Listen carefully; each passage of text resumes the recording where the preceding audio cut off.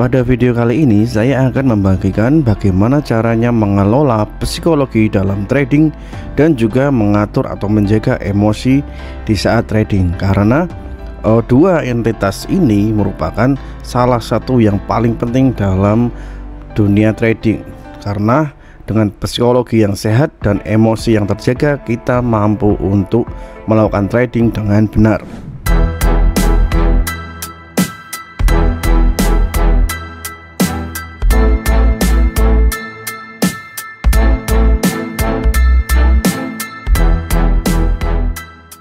Dalam mengelola psikologi dan juga emosi di dalam trading, khususnya Bitcoin, yang paling utama adalah kita harus menerapkan rasa bersyukur. Itu dulu adalah kunci utama ya, karena bersyukur adalah tanda atau titik di mana kita dapat mengendalikan emosi dan juga psikologi.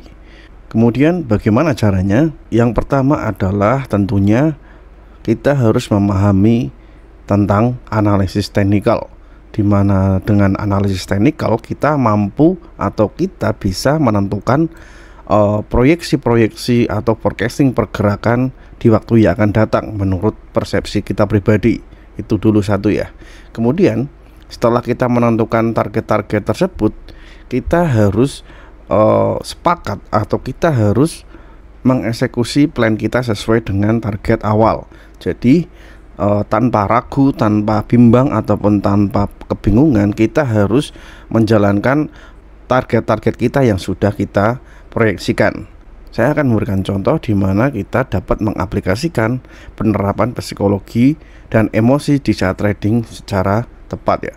Mungkin saya akan ambil beberapa contoh untuk penerapan pengelolaan emosi dan psikologi di sini, tapi tidak banyak. Mungkin saya ambil 3 atau berapa contoh ya, karena nanti akan sangat panjang sekali jika terlalu banyak contoh yang saya aplikasikan. Mungkin saya akan mengambil dari titik ini dulu sebentar ya. Mungkin saya akan ambil dari titik di sini ya.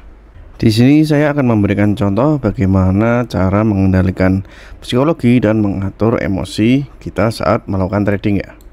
Misal saya akan mengambil pada bagian ini ya. Misal Bitcoin sedang dalam posisi seperti ini, maka apa yang harus kita lakukan? Tentunya kita akan memberikan analisis terlebih dahulu untuk forecasting ke depannya. Dengan pola seperti ini kita dapat menambahkan resisten ya di sini misal, dan juga supportnya yang ada di sini. Nah, setelah seperti ini tentu ada pola-pola yang akan tercipta dari Bitcoin itu sendiri. Dari sini misal saya mau menjadikan pola di sini menjadi suatu bull flag ya di sini. Dan tentunya dari bull flag yang ada, kita mempunyai target atau forecasting ke depannya yang kemungkinan akan terjadi seperti ini. Dan kita tinggal menunggu apakah analisis yang kita lakukan itu sudah tepat atau belum. Dan setelah kita membuat suatu proyeksi atau forecasting dari calon atau pembentukan bull flag yang kemungkinan akan terjadi, kita dapat menentukan suatu target area di mana kita sudah melakukan pembelian di area bull flag di sini dan menitik targetkan pada level yang sudah kita tetapkan di garis kuning di sini atau pada level kenaikan bull flag yang akan terjadi setelahnya. Dan di sini kita tinggal menunggu dan melihat apakah pergerakan atau target sesuai dengan apa yang kita proyeksikan. Dan ketika harga sudah menyentuh target yang kita targetkan, maka disitulah peran penting dari psikologi dan juga emosi itu akan berperan, di mana kita harus patuh dan menerapkan bahwa target sudah terpenuhi, maka di situ kita harus menjual. Kenapa? Karena kalau tidak menggunakan pola pikir seperti itu, maka kita tidak akan pernah puas terhadap target yang ada.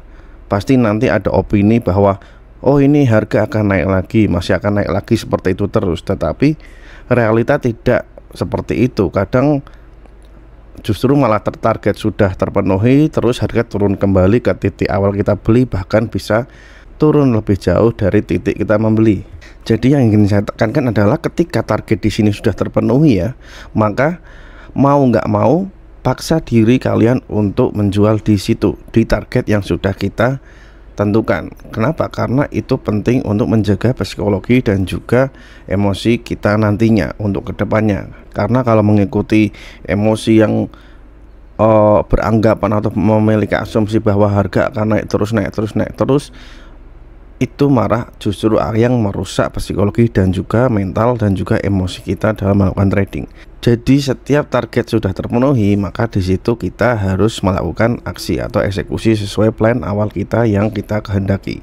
Seperti itu ya. Jadi di sini sesuai target awal kita harus menjual. Dan bisa kita lihat bahwa pada area resisten tersebut Bitcoin melakukan sideways atau berada pada area tenangnya dan belum mampu breakout, dan di situ kita juga sudah memberikan target selling di situ.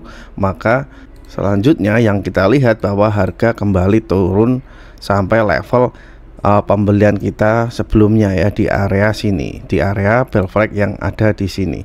Maka kita sudah berhasil mengambil profit yang kita targetkan. Maka disitulah kita mampu menjaga peran penting dari psikologi dan juga emosi yang kita dapat kendalikan. Karena ketika kita sudah take profit sesuai target dan harga kembali turun, pasti kita tentunya dapat menjaga emosi dan juga psikologi trading. Seperti itu ya. Kemudian saya mau cari lagi di titik yang lain.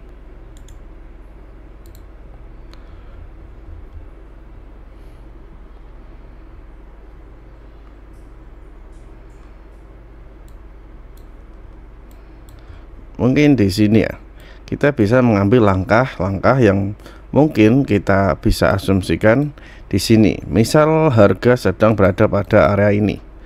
Oke. Bitcoin sedang turun-turunnya. Kemudian apa yang harus kita lakukan? Tentunya yang pertama adalah kita kembali ke yang namanya technical analysis ya. Dimana technical analysis selalu diperlukan atau pasti digunakan ketika sedang menguji atau memproyeksikan suatu pattern yang terjadi. Di sini kita juga memiliki suatu bear flag. Kita asumsikan bear flag di sini lah yang akan kita temukan. Kemudian kita menargetkan target-target yang mungkin kita bisa penuhi. Oke, di sini bisa terlihat ya dari bear flag yang terjadi, maka target penurunannya adalah di area sekitar sini 20.000. Maka yang akan terjadi setelahnya kita dapat melihat bahwa target kita sudah terpenuhi, maka disitulah kita dapat menjual apa yang telah kita proyeksikan dari sebelumnya. Dan target cukup sempurna dari situ, dari membutuhkan bear flag atau pola yang terjadi di sini, maka target di situ adalah target dimana kita dapat menjualnya. Dengan seperti itu, maka kita terhindar dari istilah kemaruk atau tidak pernah merasa puas. Jadi harus mencukupkan apa yang kita dapat. Itu dulu poinnya ya. Kemudian saya akan memberikan contoh pada harga sekarang ya, bagaimana cara saya pribadi mengendalikan psikologi dan juga emosi dalam melakukan trading. Yang pertama adalah saya memiliki suatu resisten trendline yang ada di sini, yang terjadi atau terhubung dari tahun 2022. Dan pada analisis saya sebelumnya, target penjualan saya adalah di 35.000 sampai 36.000. Maka disitulah poin penting di mana kita harus mengambil langkah untuk menentukan penjualan. Mau nggak mau kita harus menjualnya pada area tersebut. Kenapa? Karena dengan melakukan paksaan aksi menjual tersebut, kita sudah melakukan pemaksaan juga terhadap psikologi kita, di mana target penjualan 35 sampai 36.000 itu sudah terpenuhi ya.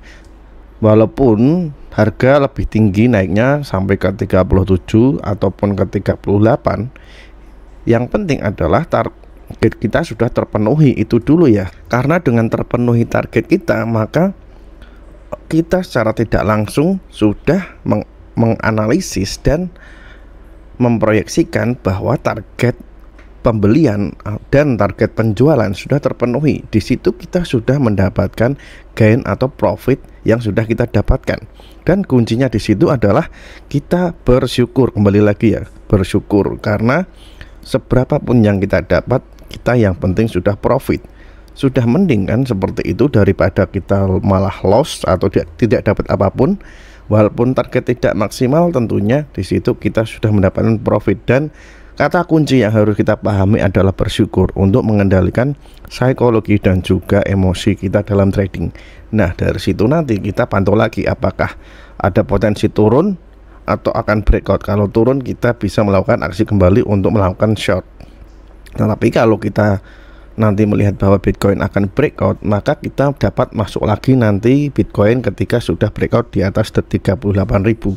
Tidak apa-apa telat atau terjadi gap selisih sedikit, yang penting kita tahu bagaimana memberikan manajemen resiko terhadap mental, terhadap psikologi, terhadap emosi kita agar lebih terjaga. Karena dengan terciptanya atau adanya analisis yang tepat dalam arti apa yang telah kita baca itu tepat dan kita membuahkan hasil dari situ, maka di situ psikologi kita, mental kita, emosi kita akan jauh lebih terjaga daripada kita mendapatkan kerugian atau loss dalam persentase bahkan lebih besar ya.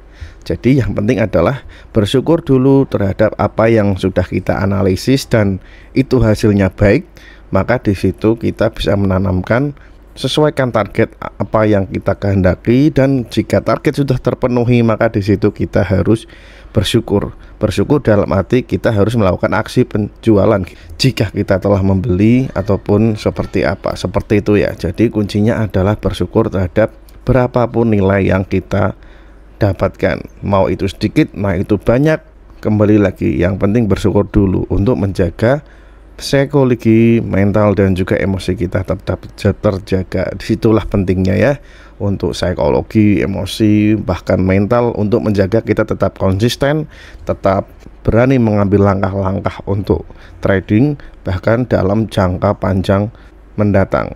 Oke, mungkin seperti itu ya opini saya pribadi mengenai bagaimana kita menjaga psikologi, emosi dan juga mental kita supaya tetap terjaga dalam melakukan trading tanpa terpuruk karena kerugian-kerugian yang kita mungkin dapatkan.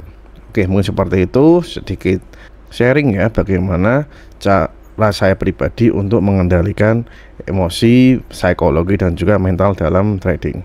Oke, sampai jumpa pada video-video selanjutnya. Jangan lupa subscribe ya, dan terima kasih.